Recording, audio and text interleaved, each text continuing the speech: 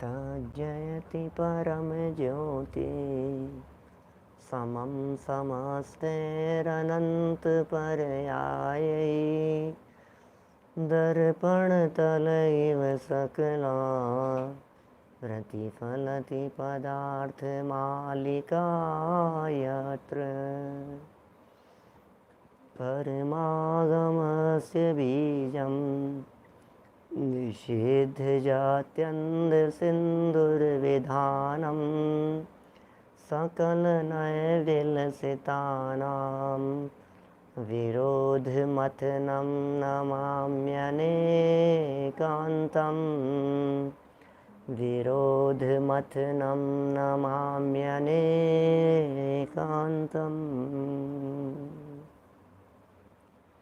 पुरुषार्थ सिद्धि उपाय नामक ये ग्रंथ अमृतचंद्राचार्य एक एक अनर्थ की चर्चा कर रहे हैं और हमें प्रेरणा दे रहे हैं कि हे जगत के जीवों, जैसे भी संभव हो सके अनर्थ से बच जाओ। कुछ ऐसा काम करो जिससे अनर्थ न हो पाए। कुछ ऐसा प्रयत्न करो जिससे हम अनर्थ से बच पाएँ। क्या है यह अनर्थ? बोले व्यर्थ के काम, व्यर्थ का पाप, खाम खां की उलझने, व्यर्थ में ही अपने पैरों पर कुल्हाड़ी मारने के कार्य किए जाना, ये सब अनर्थ हैं। बहुत होते हैं हमारे द्वारा डे टू डे लाइफ में, रोजाना ही तो कर रहे हैं। सोचना एक बार गंभीरता से, जो बातें यहाँ आचार्य देव कह रहे हैं उन बातों को गहराई से अपने जीवन में टटोलने का प्रयत्न करना। 5 प्रकार के अनर्थ दंड बतला दिए और 5 की चर्चा अपेक्षित विस्तार से की जा चुकी है। आज अनर्थ दंड की चर्चा के उपरांत हमें आगे बढ़ना है एक ऐसी चर्चा की तरफ जो चर्चा अनर्थों का मूल कहलाती है। आखिर क्या है वो चर्चा? तो आचार्य देव कह रहे हैं जुआ अनर्थों का मूल है। पेज नंबर है 163, श्लोक नंबर है 146। चर्चा अनर्थ दंड की अभी ख़त्म नहीं हुई है, माने चर्चा तो अभी अनर्थ दंड की ही चल रही है और अनर्थ दंड की इसी चर्चा को कुछ और आगे बढ़ा रहे हैं और समापन करेंगे इसी अनर्थ दंड पर। सर्वानर्थम पढ़ूँ ना आगे, देखो मूल में पढ़ रहा हूँ। महाहिंसा का कारण और अनेक अनर्थ उत्पन्न करने वाले जुआ का भी त्याग करना चाहिए। जुआ का भी त्याग कर देना चाहिए। क्या कह रहे हैं ये? अनेक अनर्थ उत्पन्न करने वाले, माने ये जुआ अनेक प्रकार के अनर्थ को उत्पन्न करने वाला है। जुआ ऐसी चीज है जिस जुआ के होने पर अनेक प्रकार के अनर्थ होते हैं। अनर्थ अनर्थ अनर्थ, अनर्थों का मूल है जुआ। कि साहब जुआ कौन खेलता है? पंडित जी क्या बात कर रहे हो आप? आज के ज़माने में जुआ खेलने वाला कौन दिखाई देगा, कौन मिलेगा आपको? ऐसा कहाँ लगता है कि हम जुआ खेलते होंगे? लगता है कि कभी ऐसा नहीं होता है। जुआ तो कौन खेलता है? जुआ तो ऐसा लगता है वो पुराने समय में चलते थे, जुआरी लोग जुआ खेलते थे, ऐसा होता था। नहीं, आज भी चलता है। सब परिवारों में चलता हुआ दिखाई देता है। घर परिवारों में सब जगह पर हो रहा है। बड़े बड़े परिवारों में हो रहा है, छोटे छोटे से परिवारों में हो रहा है। मिडिल क्लास फैमिली में कम होता हो, शेयर मार्केट में भी न मालूम कहाँ कहाँ ये जीव जुआ खेल रहा है।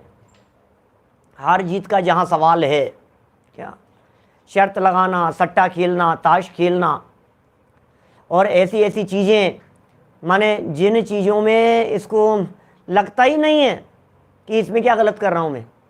रूटीन बन गया है, डे टू डे लाइफ ऐसा लग गया है इसमें क्या हो गया है,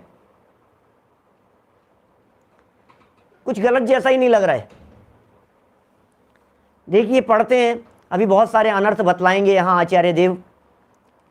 163 नंबर पेज और 146 नंबर 146 नंबर का यह श्लोक है। सर्वानर्थ प्रथमं मथनं शौचस्य सद्ममायायाः दूरात् परिहरणीयं चौर्यासत्यास्पदं द्यूतम। द्यूत क्रीड़ा कहलाता है। द्यूत मतलब जुआ। सर्वानर्थ प्रथमम, सर्व व्यसनों में पहला अथवा सर्व अनर्थों में मुख्य। सर्व व्यसनों में पहले नंबर पर है, सर्व अनर्थों का मूल है। शौचस्य मथनम, शौचस्य मथनम संतोष का नाश करने वाला, संतोष का जिससे नाश होता हो। माया यहाँ मायाचार का, सद्म घर और चौर्या सत्यास्पदम चोरी तथा असत्य का स्थान, द्यूतम ऐसे जुआ का, दूरात परिहरणीयम दूर से ही त्याग कर देना चाहिए। ओहो, दूर से ही जुआ छोड़ देना चाहिए। क्या होता है ये जुआ जैसे दूर से छोड़ने की बात कर रहे हैं? ये जुआ क्या चीज़ है? जहाँ हार जीत का सवाल है, जहाँ आसक्ति है। लोभी और लालची व्यक्ति जुआ खेलते हैं, जुआ में अति आसक्त परिणाम होते हैं। थोड़ा सा मैं जो बोल रहा हूँ इसके अंदर आगे पीछे चल रहा है क्या? वॉइस और मेरे एक्सप्रेशन कुछ ऐसा लग रहा है क्या? बोलने में कुछ ऐसा लग रहा है, मुझे ऐसा फील हो रहा है जैसे कि ये आज जो ये वीडियो चल रहा है ये मेरे साथ साथ में नहीं चल रहा है। कुछ ऐसा गड़बड़ लग रही है क्या? कुछ आगे पीछे जैसा डिस्टर्ब हो रहा है क्या? पता नहीं। खैर देखो, जो भी है जैसा भी, ये सब टेक्नोलॉजी के काम है। आवाज़ नहीं आ रही क्या? ठीक है ना, चलिए कोई बात नहीं। देखिए क्या कह रहे हैं, जुआ का त्याग कर देना चाहिए। टीका पढ़ता हूं, देखिए नीचे टीका पढ़िए। सर्वानर्थ प्रथमम मथनम शौचस्य सद्म मायायाः चौर्या सत्यास्पदम द्यूतम दूरात परिहरणीयम। सभी अनर्थों को उत्पन्न करने वाला लोभ का त्याग, शौच उसका नाश करने वाला, और कपट का घर ऐसे जुआ को दूर से ही छोड़ना चाहिए। आचार्य देव कह रहे हैं यहाँ, भाई साहब जो सारे अनर्थ, अरे जुआ खेलने वाले को क्या अनर्थ नहीं होते? क्या क्या अनर्थ नहीं कर देता है ये जुआ खेलने वाला व्यक्ति। लोभी व्यक्ति है, लालची व्यक्ति है। लोभी और लालची और जुआ की पराकाष्ठा ऐसी होती है, उसको ऐसा लगता है कि बस धन मिल जाए, धन मिल जाए, धन मिल जाए, मुझे अपना धन नहीं जाना चाहिए, अपना धन खर्च नहीं होना चाहिए। अरे कभी कभी तो ऐसा भी सोचता है धन जाएगा तो चले जाएगा, कोई बात नहीं, लेकिन उससे हड़प लूं मैं, उससे हड़प लूं मैं, ये भावना होती है। रत्नकरण श्रावकाचार्य में सदासुखदास जी ने तो खूब लिखा है इसके संदर्भ में, जुआ के संदर्भ में। जुआ खेलने वाला व्यक्ति अपने अपयश को नहीं गिनता, अपनी निंदा को नहीं गिनता, मायाचार, छल कपट, बेईमानी, धोखाधड़ी सब कुछ करने के लिए तैयार हो जाता है। क्या है? हाँ, कसीनो में जाकर के शान समझते हैं। ऐसा समझता है। इंडिया में तो नहीं चलते हैं कसीनो, शायद कहीं चलते, गोवा वगैरह में चलते हैं कहीं, और बाहर तो बहुत है सब जगह पर। इधर उधर चले जाओ आप, शान से जाता है, धन खर्च करता है, पैसा खर्च करता है, और समझता है कसीनो तो खेलने की चीज़ है। नए ज़माने का नया जुआ है भाई साहब, नशा है ये, नशा निकलने नहीं देता है व्यक्ति को। यदि व्यक्ति जीत जाए तब भी नहीं निकल पाता, और हार जाए तब भी नहीं निकल पाता। बोलो, जीतने पर भी नहीं निकल पाता, हारने पे भी नहीं निकल पाता। जीतने पर सोचता है अरे अभी तो जीत रहा हूं, और जीतने दो, और जीतने दो, और जीतने दो। कैसे छोड़ेगा? जीतने वाला निकल नहीं पाएगा। क्या और यदि हार गया हो तो ऐसा सोचता है अभी और, अरे अब मौका लगेगा, अब जीत जाएंगे, कोई बात नहीं, नेक्स्ट टाइम जीत जाएंगे, ऐसी भावना भाता रहता है। हाउजी भी एक प्रकार से जुआई है क्या? हार जीत और पैसे के माध्यम से जो भी खेला जाता है वो सब जुआ की श्रेणी में आता है, समझ लो आप। ताश खेलना, ताश पत्ती खेलने वाला व्यक्ति जुआरी बनने की संभावनाएं बहुत दिखाई देती है। दूर रहें, सावधान रहने का प्रयत्न करें। घर में प्लेइंग कार्ड्स कोई बच्चे खेलते हों तो कोई ऐसी कोई उसमें बात नहीं है, कोई विरोध वाली बात नहीं है, लेकिन ये अनर्थ का मूल है। अरे ताश, यहाँ तक कि शतरंज आदि खेलों को भी उसमें गंजफा, शतरंज और ये क्या क्या होते हैं, चौपड़ हैं, ऐसे खेलों को भी जुआ के अंतर्गत शामिल कर लिया उसमें। विशेष कर ये समझना चाहिए जहाँ पैसे का लेन देन हो वहाँ सब जुआ है। पैसे का लेन देन तो व्यापार में भी होता है, बिजनेस में भी होता है, लेकिन बिजनेस जुआ नहीं है क्या? ये जो ताश खेलते हैं ना उल्लास भाई, ज़्यादा सावन के महीने में खेलते हैं, पैसे लगा करके खेलते हैं, 3 पत्ती खेलते हैं, पता नहीं क्या क्या सब। इसमें क्रिकेट का सट्टा चल रहा है सारे दुनिया भर में आज तो, जहाँ देखो वहाँ ये जुआ ही तो है और गैर कानूनी है। पुलिस पकड़ करके ले जाती है। आए दिन हमारे यहाँ शहर में भी इस तरह की खबरें चलती हैं, जुआरियों को पकड़ा, सट्टा खेलते हुए पकड़ा, ये करते हुए पकड़ा, क्रिकेट के सौदे लगाते हुए पकड़ लिया उनको और जेल में डाल देते हैं। और आपको जान करके आश्चर्य होगा, मलकापुर वाले जितेंद्र जी भाई साहब, आपको जान करके आश्चर्य होगा, जितने सट्टे और जुआ में पकड़ में आते हैं उनमें से 70-80% लोग जैन होते हैं। नाम के आगे जैन लगा हुआ होता है। क्या कहें बोलो, ऐसी हालात दिखाई देते हैं। जैन जैन जैन जैन देख करके ऐसा लग जाता है कि ये क्या है भाई साहब, ये मीठा है, एक नशा है, लत।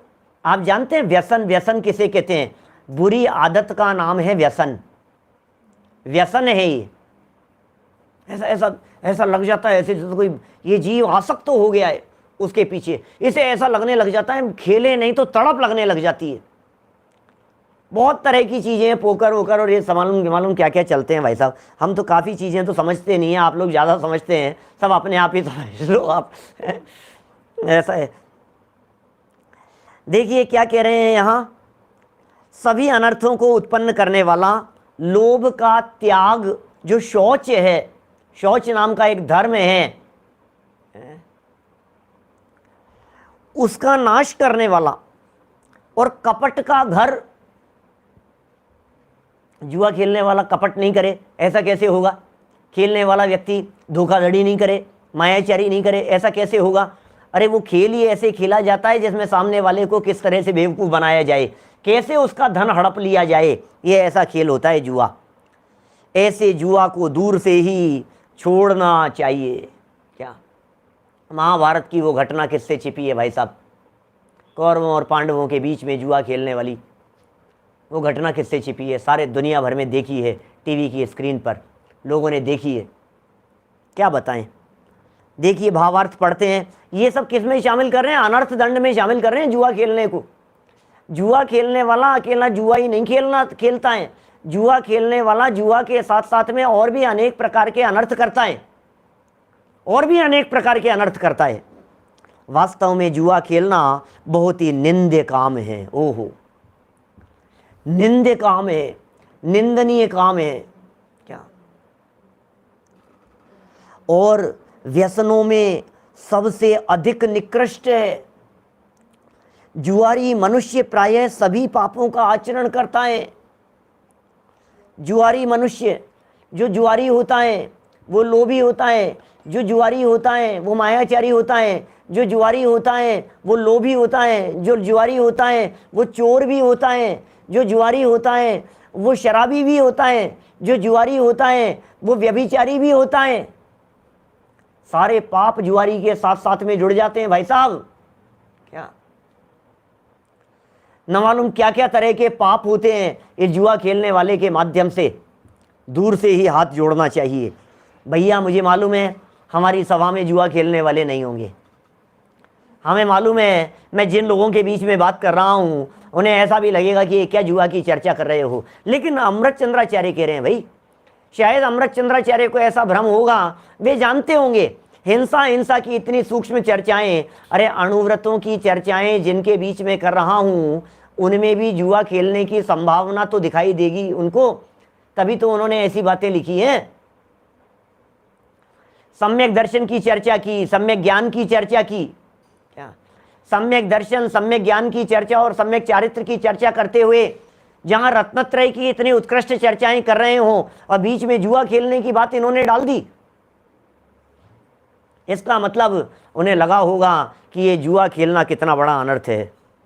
ऐसे जुआ को दूर से ही छोड़ देना चाहिए, दूर से ही छोड़ देना चाहिए ऐसे जुआ खेलने को। देखिए, जुआरी मनुष्य प्रायः सभी पापों का आचरण करता है, अतः जुए का त्याग अवश्य करना चाहिए। अनर्थ दंड त्यागने वाले को जुए का भी त्याग करना चाहिए, क्योंकि ये भी तो, अरे भाई अनर्थ का त्याग किया था ना आपने, तो जुआ क्या अनर्थ करा देगा आपसे। लोभ लालच के कारण क्या क्या अनर्थ नहीं कर बैठेंगे हमें तो पता ही नहीं है जुए के चक्कर में।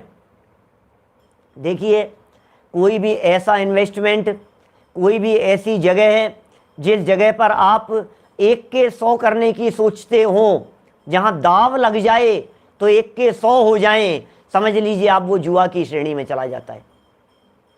क्या, जहां 1 लगाया आपने और 1 लगा करके 1000 मिलेंगे, 1 के 1000, 1 के 1000, तो समझ लो आप या तो सब चले जाएंगे या बहुत सारा आ जाएगा। तो जुआ ही तो है, और क्या है।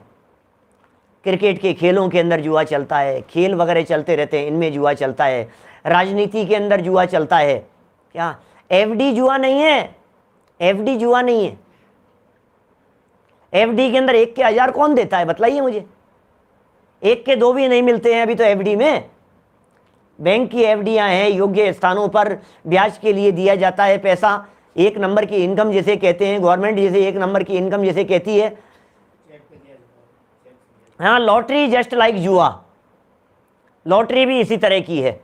लॉटरी पहले, बहुत पहले चला करती थी, मुझे नहीं मालूम अभी देश के अंदर कहीं चल रही है क्या। हम जब बहुत छोटे थे उस समय तो यहाँ देश में यहाँ चलती थी, हमारे जयपुर में तो बहुत चलती थी, राजस्थान में बहुत चलती थी, फिर गवर्नमेंट ने बैन कर दिया उसे। अभी भी कहीं चलती होगी। लिमिट के बाहर करे, ओवर एक्सपेंडिचर जहां दिखते हो वो सब जुआएं। जहां क्षण में डाउन चले जाए और क्षण में उतार चढ़ाव हो जाए वो सब समझ लीजिए जुआ है, जिसके बारे में कोई प्रिडिक्शन नहीं किया जा सके। क्या पता क्या होगा, अनसर्टेन जो दिखाई देता है वो सब जुआ जैसा ही है। इसलिए भाई साहब, शेयर जब हम पढ़ते थे पहले कॉलेज में, जब हम पढ़ते थे तो अकाउंट्स के अंदर कुछ इस तरह के टॉपिक थे जिसमें जुआ और शेयर मार्केट या ये जो है इन चीज़ों के अंदर अंतर बतलाया जाता था। मतलब शेयर्स का जो कार्य है वो कानून की दृष्टि से जुआ नहीं है। जुआ खेलने वाले व्यक्ति को तो पुलिस पकड़ करके ले जाएगी, लेकिन शेयर मार्केट का कार्य करने वाले व्यक्ति को तो गवर्नमेंट की तरफ से छूट है। तो इसलिए मैं उसके संबंध में बहुत ज़्यादा नहीं कहना चाहता हूँ, लेकिन फिर भी इतना समझ लीजिए, आप बचो ना, क्यों उलझते हो आप उन सब चीज़ों में।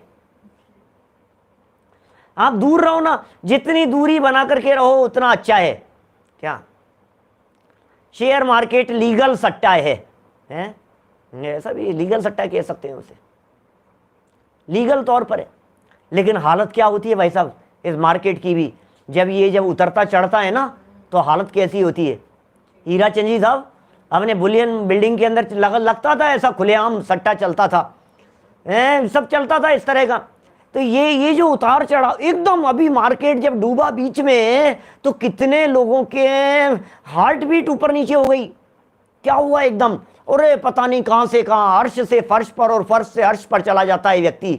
भाई साहब ये बड़े आत्महत्या कर लेते हैं व्यक्ति, अनर्थकारक है। खैर, समस्त अनर्थों का मूल जानकर इस जुआ का त्याग कर देना चाहिए, क्योंकि इस जुआ में 7 ही प्रकार के व्यसन गर्भित हो जाते हैं। ये 1 नंबर का है जुआ। जुआ आमिष मदिरा दारी आंखें टक चोरी पर नारी, यही सात व्यसन दुखदाई, दुरित मूल दुर्गति के भाई। दुरित मूल, नरक का दरवाजा दिखा देते हैं, नरक दिख जाता है इससे, नरक निकोद दिखने लगता है इन नरकों से। चलिए ये सारी बात यहाँ हो गई। हमने ऊपर कई पंक्तियाँ छोड़ दी थी जो इसके अन्वयार्थ में है। मायाचार का घर कह दिया था, संतोष का नाश करने वाला कह दिया था, असत्य का स्थान कह दिया था, माने असत्य का स्थान है ये। जुआ खेलने वाला व्यक्ति झूठा भी होता है, मायाचार भी होता है, सर्व अनर्थों का मूल तो कह ही दिया। ऐसे जुओं को दूर से ही त्याग कर देना चाहिए। चलिए आगे बढ़ते हैं 147 नंबर श्लोक की तरफ। संपन्न करें आज इस गुणव्रत वाले प्रकरण को और कल करेंगे अपन लोग सामायिक। अच्छा पंडित जी कल सामायिक कराओगे आप? हाँ सामायिक कराएंगे ना, क्या दिक्कत है? सामायिक नहीं करा सकते हैं क्या हम? क्रिकेट का सट्टा चल रहा है, जुआ में चल रहा है, सब ये सब जुआ ही चल रहे हैं और क्या हो रहे हैं सब। कितने कितने लोग पकड़ में आते हैं, क्या क्या होते हैं भाई साहब, अनर्थकारी हैं सारे काम, क्या करें। कुल मिलाकर के बात यह है, जिन स्थानों पर आपका उपयोग बर्बाद होता हो, अरे अशुभ में हार शुभ में जीत यही द्युत कर्म है, ये बनारसी दास जी की आध्यात्मिक व्याख्या है। सुनिए क्या आपने पहले कभी सुनी होगी, बहुत सारे हमारे साधर्मियों ने। अशुभ में हार शुभ जीत यह द्युत कर्म, अशुभ में हार शुभ जीत, अशुभ में हार और शुभ में जीत यही द्युत कर्म, ये जुआएं। अशुभ में हार शुभ जीत यह द्युत कर्म, देह की मगनता यह मांस बखीबो। बोलो, लगता है आपको ऐसा देह की मग्नता, मांस भक्षण करना है? कौन कहे भाई साहब, इन वीतरागी संतों के अलावा, इन जैनाचार्यों के अलावा कौन इस प्रकार की बात कहे। हमारे वीतराग विज्ञान पाठमाला के अंदर था एक पाठ, नाटक समयसार का छंद है, बनारसी दास जी ने लिखा है और भावानुवाद है अमृत चंद्राचार्य के श्लोकों का। अमृत चंद्राचार्य की बातों को उठाया है उन्होंने। अशुभ में हार, पाप परिणाम, थोड़ा सा पाप परिणाम, अरे हार गया, पाप का उदय, अरे हार गया, नुकसान हो गया, डाउन हो गया, डिप्रेशन में चला गया, अरे मेरे साथ क्या हो गया, मेरे साथ क्या हो गया, इसका नाम है हार जाना। अरे मेरे तो मजे चल रहे हैं, इसका नाम जीत जाना। ये जीत जाना, शुभ में पुण्य के उदय में और पाप के उदय में हार समझ लेना। क्या?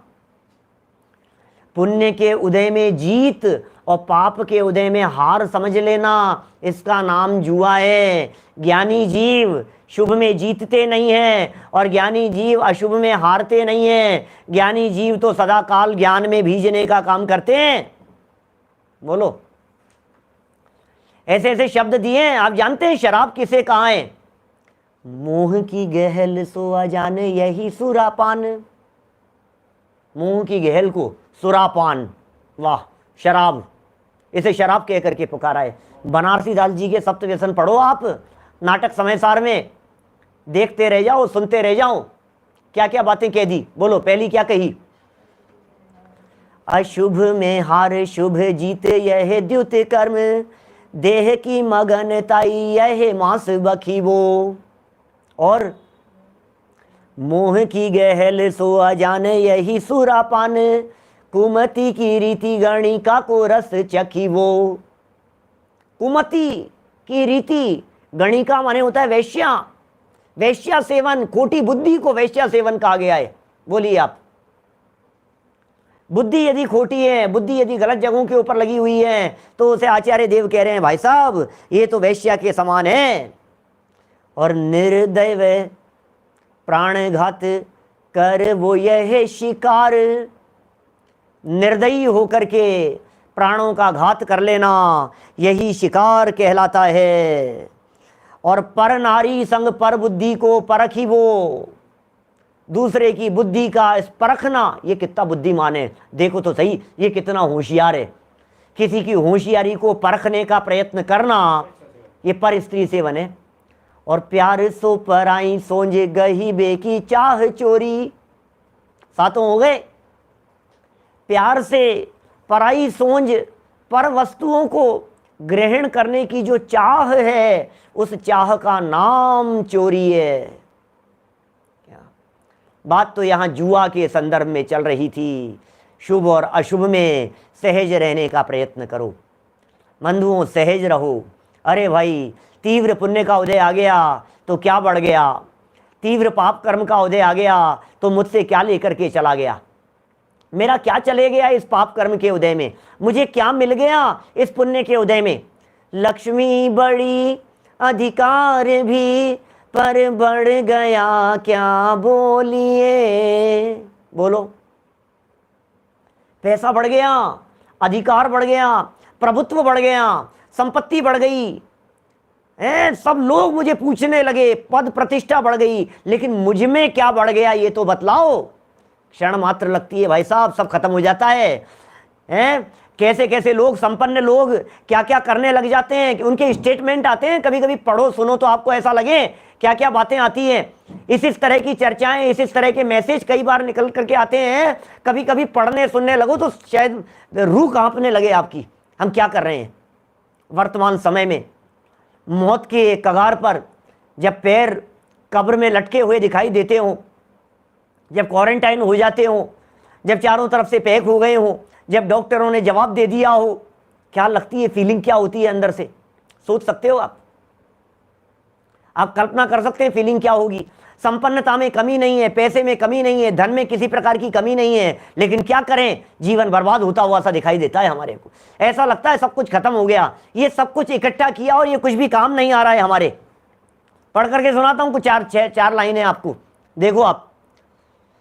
विश्व प्रसिद्ध फैशन डिजाइनर, पढ़ा होगा आप लोगों ने कहीं, कुछ मैसेज था एक। विश्व प्रसिद्ध फैशन डिजाइनर, ब्लॉगर और प्रसिद्ध लेखक किरजिदा रोड्रिग्स द्वारा लिखा गया एक नोट, कैंसर से मरने के पहले अस्पताल में कैंसर से जूझ रही थी और अंतिम नोट लिख करके गई, दुनिया की सबसे महंगी ब्रांड कार मेरे गैरेज में पड़ी है, लेकिन मुझे व्हील चेयर पर बैठना होगा। हालत देखो क्या है। दुनिया की सबसे महंगी कार मेरे गैरेज में खड़ी है, लेकिन मैं कैंसर से जूझ रही हूं, मुझे कौन सी कार में बैठना है, मुझे तो व्हील चेयर पर बैठना है यहां पर। बोलो, पढ़ी ना आप लोगों ने, कुछ लोगों ने पढ़ी है, कुछ लोगों को पढ़ के सुना रहा हूं मैं भी पढ़ता नहीं हूं, देखता नहीं हूं। ये तो मुझे कह दिया कि आई थी ऐसी कोई पोस्ट तो दिखा दी मेरे को, मैं दूर रहता हूं व्हाट्सएप वगैरह से, सबसे काफी दूरी बना करके रखता हूं। देखो आप, कोई मजबूरी किसी का कोई पर्सनल कोई मैसेज आता है, कुछ देख लिया, कुछ कर लिया, कोई जरूरी हो तो, बाकी इन चीजों से जितना दूर रहो ना उतना अच्छा है। मतलब 1-1.25 से ज्यादा मैसेज होंगे, मेरे देखता ही नहीं हूं मैं, क्या देखे उनको, वही घूम फिर करके मैसेज, वही टाइम वेस्ट। न फेसबुक, लोग मेरे को फेसबुक पर, एक दिन तो अभी किसी ने मेरे से कहा, आप लोगों में से ही किसी ने, पंडित जी आपने मेरी फ्रेंड रिक्वेस्ट नहीं एक्सेप्ट की। कौन थे मैं भूल गया, टेलीग्राम पर हमारे कहाँ के सज्जन थे, उन्होंने कहा पंडित जी आपने ऐसे, मैंने कहा भैया मुझे तो पता ही नहीं है, 2-5 हज़ार फ्रेंड रिक्वेस्ट ऐसे पड़ी होगी जिनको मैंने कभी एक्सेप्ट नहीं की होगी। क्या क्या दम है उसमें, कहाँ देखो और कहाँ टाइम वेस्ट करो, बतलाओ। मौत दिखती है, मौत दिखती है भाई साहब, जब मौत दिखती है तब अकल ठिकाने आ जाती है। अकल तभी आती है उमाकांत जी जब इसको मौत दिखने लगती है। सच कह रहा हूं, मैं भी बोलूंगा ना असर नहीं करेगी बातें, लेकिन जिस दिन मौत माथे पर मंडराएगी ना उस दिन फील होगा हमारे को, अरे यार ये क्या किया, अरे यार ये क्या हो रहा है, अरे पंडित जी सब खत्म होता हुआ सा दिखाई दे रहा है हमारे को। ये उस दिन दिखाई देता है हमारे को, हाथ मलता रह जाता है, क्षण मात्र में गायब हो जाता है सब कुछ, सब चला जाता है। बोलो, सबसे महंगी कार गैरेज में पड़ी है, लेकिन व्हील चेयर के ऊपर बैठना होगा। मेरा घर हर तरह से डिजाइनर कपड़े, जूते, महंगी चीजों से भरा है, लेकिन मेरा शरीर अस्पताल के द्वारा दिए गए एक छोटी सी चादर से ढका हुआ है। क्या करूं? बैंक का पैसा मेरा है, मेरे पास है, लेकिन वह पैसा अब मेरे किसी काम का नहीं है। मेरा एक घर महल की तरह है, लेकिन मैं अस्पताल में एक जुड़वा आकार के बिस्तर पर लेटी हुई हूं। उसकी फीलिंग देखो आप, क्या है, स्थिति क्या है। एक 5 स्टार होटल से दूसरे 5 स्टार होटल में जाती थी, लेकिन अब अपना समय अस्पताल में एक प्रयोगशाला से ऑपरेशन के इस रूम से लेकर के उस रूम से लेकर के उस रूम, यहां शिफ्ट हो रही हूं। मेरे बालों को सजाने के लिए मेरे पास में 7 ब्यूटिशियन थे, लेकिन अब मेरे सर पर एक बाल भी नहीं है। कैंसर की मरीज थी। बोलो, एक निजी जेट में, जेट था निजी इसके पास में, मैं चाहे जहां उड़ करके जा सकती थी, लेकिन अब मुझे अस्पताल के बरामदे में जाने के लिए भी 2 लोगों की मदद लेनी पड़ती है। हालांकि दुनिया भर में कई खाद्य पदार्थ हैं, लेकिन मेरा आहार दिन की 2 गोलियां और रात का थोड़ा सा खारी बूंदे पानी की है। भाई साहब, ये घर, ये कार, ये जेट, ये फर्नीचर, इतने सारे बैंक खाते, इतनी प्रतिष्ठा और इतनी प्रसिद्धि, इनमें से कोई भी मेरे किसी भी काम का नहीं। इनमें से कोई मुझे थोड़ा आराम नहीं दे सकता। यह केवल दे सकता है कुछ प्यारे लोगों के चेहरे और उनका स्पर्श। मृत्यु से अधिक सत्य और कुछ नहीं है। एक अजैन महिला बोल रही है, मौत की शैया पर बैठी बैठी। बोलो आप, अजैन है, स्वाध्यायी नहीं है। हर व्यक्ति को समझ में आती है ये बात, हर व्यक्ति को, जैन अजैन, हिंदू मुसलमान, हर व्यक्ति को समझ में आती है, क्योंकि मौत तो सबको दिखाई देती है। क्या करें भाई साहब, जिंदगी हो रही है भाई साहब, पूरी जिंदगी पूरी हो रही है, कुछ समझ में नहीं आ रही है, क्या करें हम। सारे अनर्थों का मूल जुआ, लोभ है, लोभ। जुआ के मूल में कौन है? लोभ है। वास्तव में तो जितना लोभ है ना, उतना अनर्थ कराने वाला है। सब यहीं पड़ा रह जाएगा भाई साहब, सब यहीं पड़ा रह जाएगा। और बोलते भी हो आप, मुझे मालूम है, सुनकर के थोड़ा बहुत फील भी हुआ होगा। 2 मिनट के लिए झटका भी लगता है, 2 मिनट के लिए पढ़ भी लेता है व्यक्ति, फिर उसके बाद में सब खत्म, कुछ नहीं, छुट्टी हो गई। 2 मिनट के लिए शोक मनाता है, 2 मिनट के लिए अफसोस मनाता है, और उसके बाद में खत्म। फिर किसको याद रहती है? अरे यार ठीक है, मैं थोड़ी ना मरने वाला हूं। अरे यार आज वो मर गए, आज वो मर गए, आज वो मर गए, आज इनके साथ ऐसा हो गया। आज किससे बात चल रही थी? हमारे विराग जी से चल रही थी बात, जबलपुर वालों से। कितनी बातें, कितने लोग मर गए, अरे इतने जैन समाज के लोग मर गए, इतने लोग मर गए। इनका ये खबरें नहीं है, रिपोर्ट नहीं है, न्यूज़पेपर में खबरें नहीं छप रही है, लोगों का पता नहीं लग रहा है, कितने मरीज हैं पता नहीं लग रहा है। तुम कह रहे हो 3 लोग मरे हैं, और वहां शमशान के अंदर लाइन लग रही है, जलाने के लिए वेटिंग है, बाहर डेड बॉडी लेकर के खड़े रहते हैं। ऐसी हालतें हो रही है। कौन बताए सच्चाई क्या है, देश की क्या हालत है? भाई साहब समझ लो, जितना जीवन बचा है थोड़ा सा लगा लेना चाहिए भाई साहब अपने को। आराधना में लगा लो, आराधना में लगा लो। क्या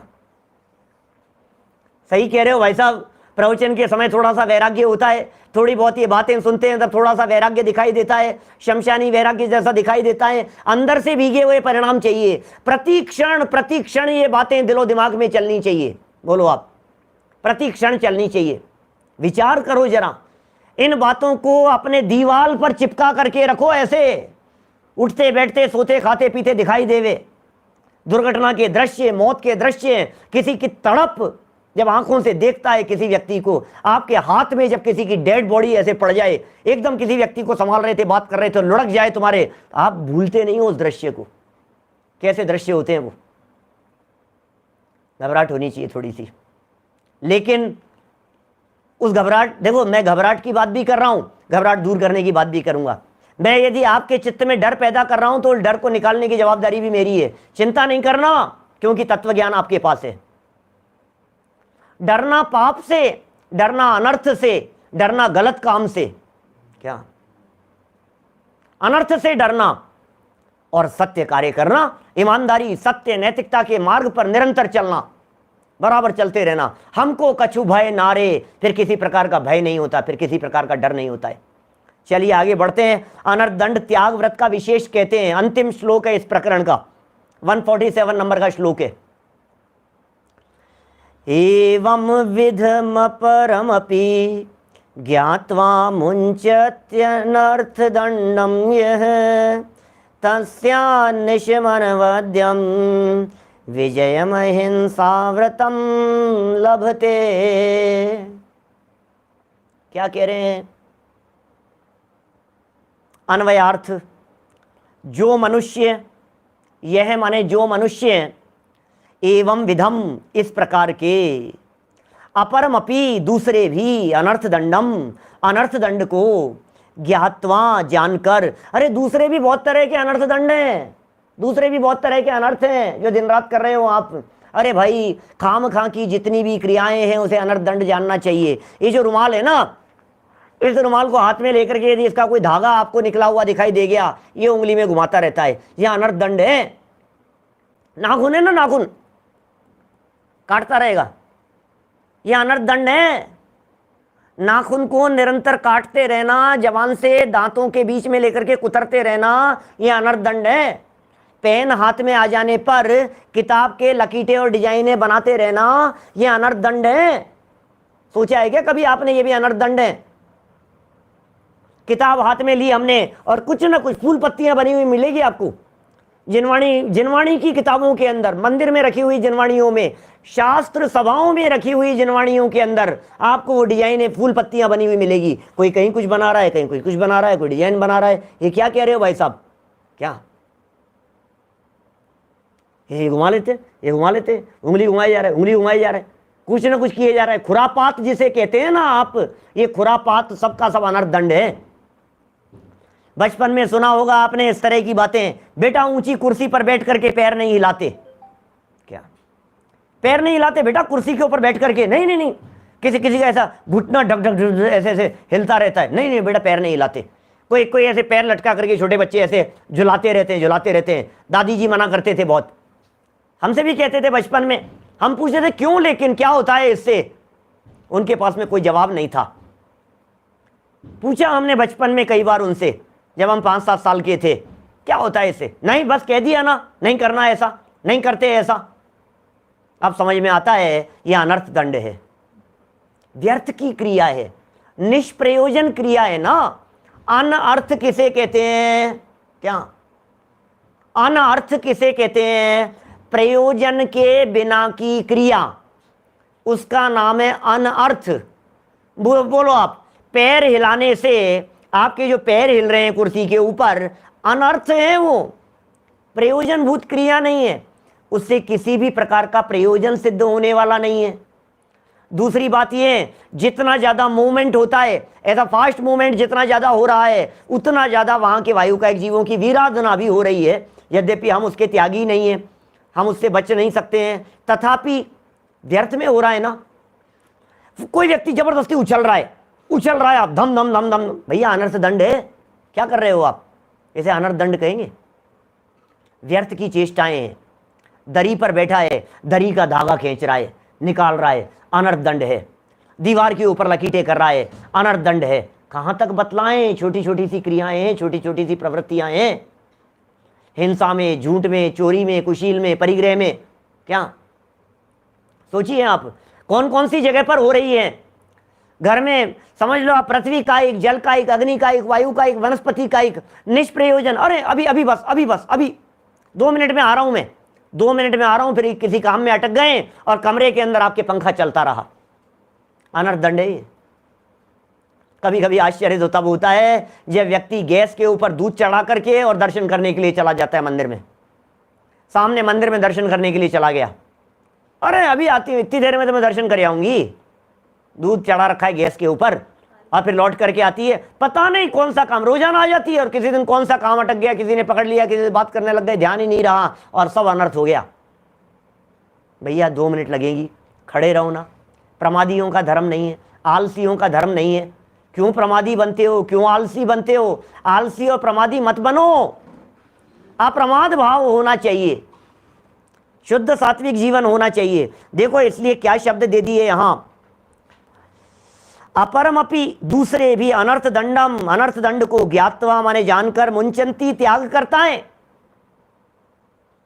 मुंचती त्याग करता है, तस्य अनवद्यम, उसके निर्दोष, अहिंसा व्रतम अनिशम विजयम लभते, निर्दोष अहिंसा व्रत निरंतर विजय को प्राप्त करता है। भाई साहब, सर्व प्रकार के अनर्थ जहां जहां आपको दिखाई देते हो, जहां जहां जिस जिस क्रिया में आपको ऐसा लगता हो ये क्रिया योग्य नहीं है, इस क्रिया से क्या प्रयोजन सिद्ध हो रहा है, मैं ये जो काम कर रहा हूं इस काम से मेरा क्या प्रयोजन सिद्ध हो रहा है, क्या क्या प्रयोजन सिद्ध हो रहा है बतलाइए। देखिए, पारलौकिक प्रयोजन की सिद्धि कदाचित न भी होती जाने, तो लौकिक प्रयोजन तो सिद्ध होना चाहिए। लौकिक प्रयोजन भी सिद्ध नहीं हो रहा है तो फिर अनर्थ कर रहा है। सच कहूं, टीवी और न्यूज़पेपर के सामने बिताया गया समय अनर्थ दंड के अलावा और कुछ नहीं है। फेसबुक पर स्क्रीन स्क्रॉल करते समय बिताया गया समय अनर्थ दंड के अलावा और कुछ नहीं है, क्योंकि उससे कुछ हासिल होने वाला नहीं है। हाँ, यदि आप कुछ सीख रहे हैं, यदि आप कुछ समझ रहे हैं, यदि आपका कोई प्रयोजन उससे सदता हुआ दिखाई दे रहा है तो समझ लीजिए आप वो ठीक है, प्रयोजन भूत है, लौकिक दृष्टि से मान लो। भाई जिन व्रतियों की चर्चा कर रहे हैं, यद्यपि चर्चा पंचम गुणस्थान व्रतियों की चल रही है, जिन व्रतियों की, जिन पंचम गुणस्थान व्रतियों की चर्चा चल रही है, वे भी आखिर रहते तो घर में ही हैं। क्या बोलो, रहते तो घर में ही है ना, तो काम तो सब करेंगे ही, नहाएंगे भी, कपड़े भी धुलेंगे, बर्तन भी साफ होंगे, बनेंगे भी, झाड़ू पोंछा भी लगेगा, सब काम होंगे घर गृहस्थी में रहते हुए। लेकिन सावधानी, देखिए असावधानी का दोष है, कुल मिलाकर के बात यह है। ऐसा भी विकल्प आता है अनेक लोगों को कि साहब कोई बहुत बड़ा अनर्थ थोड़ी ना हो गया, थोड़ा बहुत तो पाप है, कोई ज्यादा फल थोड़ी ना मिलेगा, थोड़ा बहुत मिलेगा तो भोग लेंगे। लेकिन थोड़े थोड़े से में से पसीना आ जाता है भाई साहब, थोड़े थोड़े से में से हमें लग रहा है थोड़ा सा ही तो फल मिलेगा। अरे थोड़े का मतलब क्या, थोड़े का मतलब क्या, उंगली कट गई हल्की सी यहां से, अब आप तो कह रहे हो थोड़ा सा है, लेकिन उसकी तकलीफ ऐसी है कि चेक पर साइन नहीं कर पा रहा है। काम तो थोड़ा सा था, फांस तनिक सी तन में साले, ये तनिक सी फांस भी यदि होती है ना, वो भी अत्यंत पीड़ा देने वाली होती है। और कितनी पीड़ा देने वाली होती है मैं क्या बतलाऊं आपको। आपके दांत में यदि सौंफ खाई हुई हो, क्या कहते हैं आप लोग, मुखवास, सौंफ खाई हुई हो और वो दांत में फंस गई हो, तो जब तक वो निकलती नहीं है तब तक आपकी जीभ वहां से हटती नहीं है, जीभ अटकी रहती है उस जगह पर। बोलो, इसलिए सावधान रहने के लिए प्रेरणा दे रहे हैं। टीका पढ़ते हैं, यह एवं विधम अपरम अपि अनर्थ दंडम ज्ञात्वा मुंचति तस्य अनवद्यम अहिंसा व्रतम अनिशम विजयम लभते। जो मनुष्य इस प्रकार दूसरे भी बिना प्रयोजन, दूसरे भी बिना प्रयोजन खाम कहीं पोंछा लगाए जा रहे हो, एक बार लग गया, 3 बार लगाता है, बार बार में लगाता है। तभी किसी को बार बार पोंछा लगाने का फोबिया हो जाता है, बार बार हाथ धोता है, बार बार पानी डोलता है, बार बार कपड़े धोता है, बार बार में नहाता है, कितनी तरह की बातें होगी। 3 बार नहा रहा है, हो क्या गया है यार तुझे, नहीं इन्फेक्शन नहीं हो जाए, ये नहीं हो जाए, बार बार में। अरे क्या कर रहा है भाई, अनर्थ दंड का भी विचार कर थोड़ा सा। झूठन छोड़ना भी अनर्थ दंड है। चाय का प्याला पी करके, दूध पी करके उसके अंदर नीचे जो बूंदें रह गई है उस गिलास को सिंक में धर देना और 4-6 घंटे बाद में धुलेगा, ये भी अनर्थ दंड है। अरे साहब हम क्यों करेंगे, रख दिया हमने तो टेबल पर, कि कौन उठाएगा, कि वो उठाएगा ना, सर्वेंट जो है वो उठाएगी ना, काम वाली। ज्यादा किया तो हमने उठा करके सिंक में रख दिया उसको, कि साफ कौन करेगा, कि वो काम वाली आएगी ना, कि कब आएगी, आज छुट्टी पर है, ढेर लग गया बर्तनों का। अनर्थ दंड है वो, सजा मिलेगी भाई साहब, भुगतने के लिए तैयार रहिए। मैं इसलिए कह रहा हूं कि कभी जवान से जब कभी भी आपके मुंह से ये शब्द निकले, पंडित जी हमने कौन सा पाप किया है, क्या हमने कौन सा पाप किया है, हमने कौन सी गलती की है। मैं नहीं कह रहा हूं कि अभी आपके त्याग हो जाएगा इन सब चीजों का, मैं तो सावधानी की बात कह रहा हूं भाई साहब, सावधानी की बात कह रहा हूं। डे फर्स्ट से ये बात कह रहा हूं, इस अनर्थ दंड का त्यागी होता है पंचम गुणस्थान वर्ती। अंतर में इतनी पवित्रता होती है कि उसके त्याग हो जाता है, निभता भी है उसके, हम चाह करके भी निभा नहीं पाएंगे, लेकिन फिर भी जितना निभा पाएं, जितना संभल पाएं, अरे कम से कम इन छोटी छोटी सी बातों से तो बच सकते हैं कि एक चाय का प्याला पिया हमने और गिलास और कप को हम सिंक पर रखने से पहले पानी डाल करके उसे धो तो सकते हैं, धो करके रख देवे, मच्छर तो नहीं मरेंगे, जीव तो नहीं मरेंगे, जीव तो नहीं आएंगे उसमें।